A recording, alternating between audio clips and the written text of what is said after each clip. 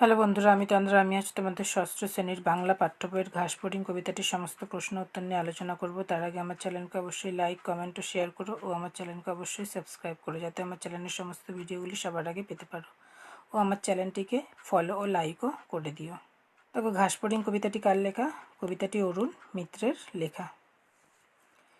একের দাগে কী আছে দেখো, কবি অরুণ মিত্র কোন বিদেশি ভাষায় বিশেষজ্ঞ ছিলেন? উত্তর কী হবে দেখো, কবি অরুণ মিত্র ফরাসি ভাষা ও সাহিত্যে বিশেষজ্ঞ ছিলেন।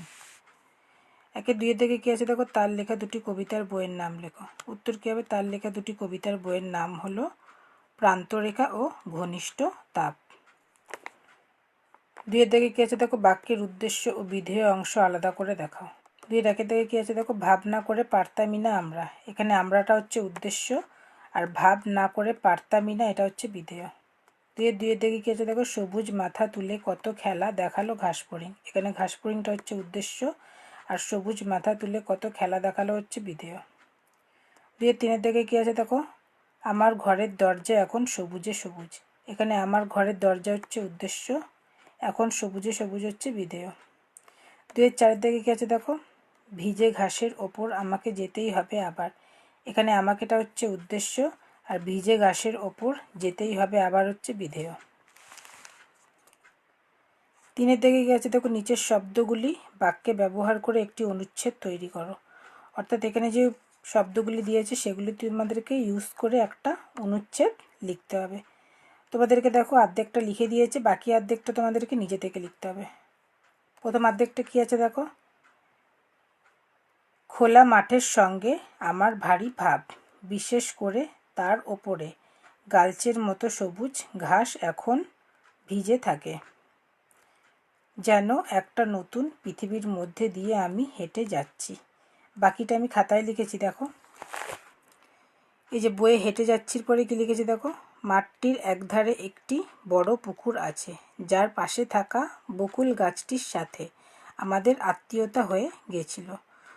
কোনো দিন যদি আমরা সেই গাছতলায় না খেলতে যেতাম, তবে আমাদের মন খারাপ হয়ে যেত। সমস্ত মাঠটি সবুজ ঘাসে ঢাকা। বর্ষাকালে যখন ঝিরঝির করে বৃষ্টি পড়ে, তখন এই প্রকৃতি এক অনবদ্য অপরূপ রূপে সজ্জিত হয়। চারদিকে কী আছে দেখো, নিচের বিশেষ্য শব্দগুলিকে বিশেষণ এবং বিশেষণ শব্দগুলিকে বিশেষ্যে রূপান্তরিত করো। প্রথমে কী আছে দেখো, আত্মীয়তা। আত্মীয়তার কী হবে, আত্মীয়। তারপরে আছে ঘাস, ঘাসের কী হবে, ঘেঁষো। তারপরে আছে সবুজ, সবুজের কী হবে, সবুজতা।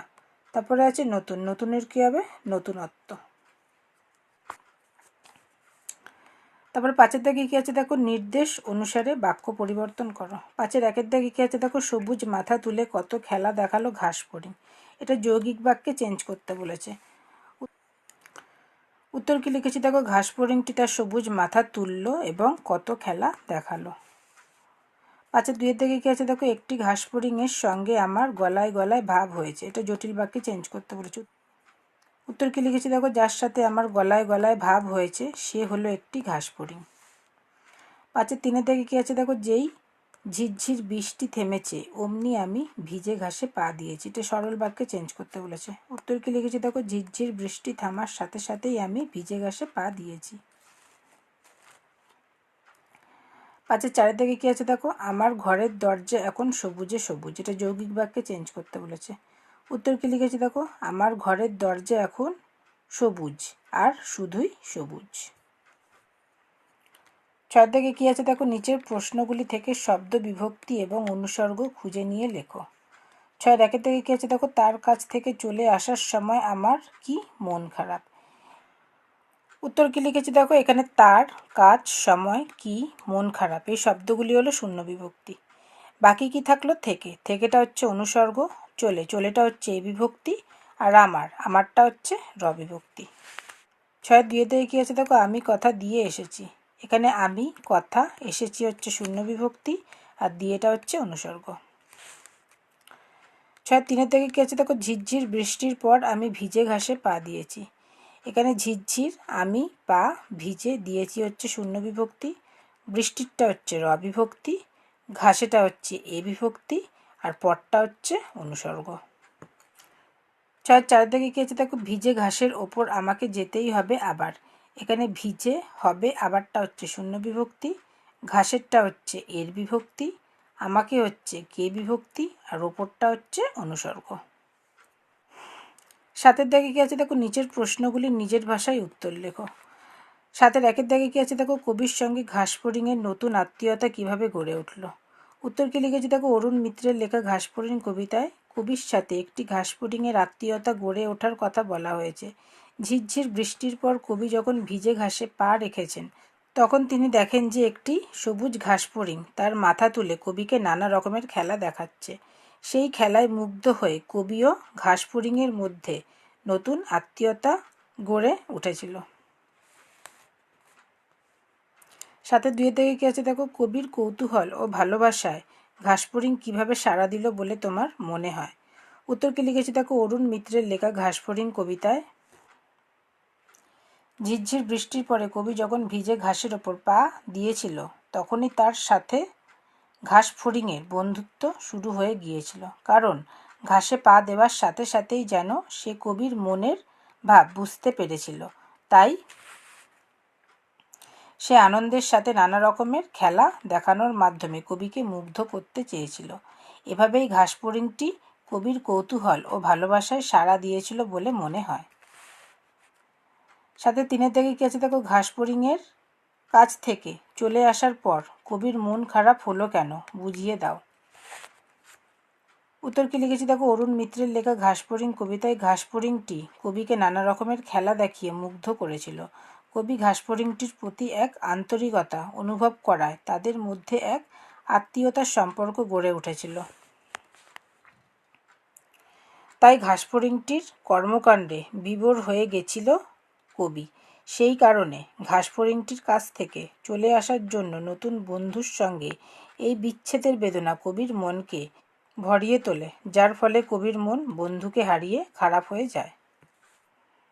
7-4 থেকে কী আছে দেখো, বলে এলাম আমি আবার আসবো পংক্তিটির মধ্যে দিয়ে কবির কোন মনোভাবের প্রকাশ ঘটেছে।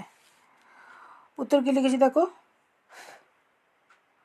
অরুণ মিত্রের লেখা ঘাসফড়িং কবিতায় একদিন ঝিরঝির বৃষ্টির পর ঘাসে পা রাখার সাথে সাথে ঘাসফড়িংয়ের নানা খেলায় মুগ্ধ হয়ে যাওয়ায় তাদের মধ্যে আত্মীয়তা গড়ে ওঠে, যে সম্পর্ক ছিল আন্তরিকতার। কিন্তু কবিকে সেখান থেকে একটু পরেই ফিরে আসতে হয়েছিল। তাই ফিরে আসার সময় সে তার বন্ধুকে প্রতিশ্রুতি দিয়ে আসে যে সে আবার ফিরে আসবে। বন্ধুকে এমন প্রতিশ্রুতির মাধ্যমে কবির নতুন বন্ধুর প্রতি গভীর ভালোবাসার পরিচয় পাওয়া যায় ও সাথে বন্ধুর প্রতি আন্তরিক টান প্রকাশিত হয়। 7-5 থেকে কী আছে দেখো, আমার ঘরের দরজা এখন সবুজে সবুজ। কবির এরূপ সবুজের সমারোহ দেখার কারণ কি। উত্তর কি লিখেছি দেখো, অরুণ মিত্রের লেখা ঘাসফড়িং কবিতায় এক বর্ষা ভেজা দিনে এক ঘাসফড়িংয়ের সাথে কবির আত্মীয়তা গড়ে উঠেছিল, কিন্তু কর্মের জন্য ওনাকে ফিরে আসতে হয়েছিল। যদিও কবির ফিরে আসার কোনো ইচ্ছে ছিল না, তাই ঘাসফড়িংটিকে কবি প্রতিশ্রুতি দিয়ে আসেন যে সে আবার ফিরে আসবে। এই বাংলার মাঠ ঘাট প্রান্তরের সবুজ বরণের মতো ঘাসফড়িংটিরও বরণ সবুজ।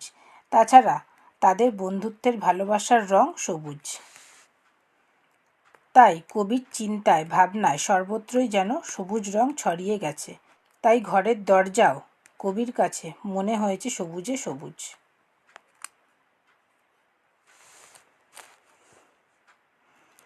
7-6 থেকে কী আছে দেখো, ভিজে ঘাসের ওপর আমাকে যেতেই হবে আবার। কোন ভিজে ঘাসের ওপর কবিকে ফিরতেই হবে, সেখানে তিনি যেতে চান কেন। উত্তর কি লিখেছে দেখো, অরুণ মিত্রের লেখা ঘাসফড়িং কবিতায় একদিন বর্ষার দিনে বৃষ্টির পর ভিজে ঘাসে কবি যেই পা রেখেছিল সাথে সাথেই একটি ঘাসফড়িং তার নানা রকম খেলা দেখিয়ে কবিকে মুগ্ধ করেছিল, ফলে তাদের মধ্যে এক আত্মীয়তা গড়ে ওঠে। এখানে সেই ভিজে ঘাসের কথাই বলা হয়েছে। পরের উত্তরটা কী হবে দেখো, ঘাসফড়িংয়ের সাথে আত্মীয়তা হওয়ার পর বন্ধুর কাছ থেকে ফিরে আসার কোনো ইচ্ছে ছিল না কবির, তাই তিনি প্রতিশ্রুতি দেন যে সে আবার এখানে ফিরে আসবে। তাই ঝিরঝির বৃষ্টি দেখে কবির মনে পড়েছিল তার নতুন আন্তরিক বন্ধুত্বের কথা, তার প্রতিশ্রুতির কথা, যা তিনি নতুন ঘাস বন্ধুকে দিয়েছিল। সেখান থেকে ফিরে আসার সময়। তাই কবি সেখানে ফিরে যাওয়ার জন্য ব্যাকুল হয়ে পড়েছিল, যেখানে তার নতুন বন্ধুটি তার জন্য অপেক্ষা করে আছে। সাথে সাথে থেকে কী আছে দেখো, প্রকৃতির প্রতি ভালোবাসার নিবিড় টান কিভাবে কবি অরুণ মিত্রের ঘাসফড়িং কবিতায় প্রকাশ পেয়েছে তার নিজের ভাষায় লেখো। এই উত্তরটা তোমরা নিজেরাই লেখার চেষ্টা করো। তোমাদের প্রবলেম হলে আমাকে কমেন্ট করো, আমি তোমাদের জন্য এই উত্তরটা লিখে দেবো। ভিডিওটি ভালো লাগলে অবশ্যই আমার চ্যানেলকে লাইক, কমেন্ট ও শেয়ার করো ও আমার চ্যানেলকে অবশ্যই সাবস্ক্রাইব করো। Thank you.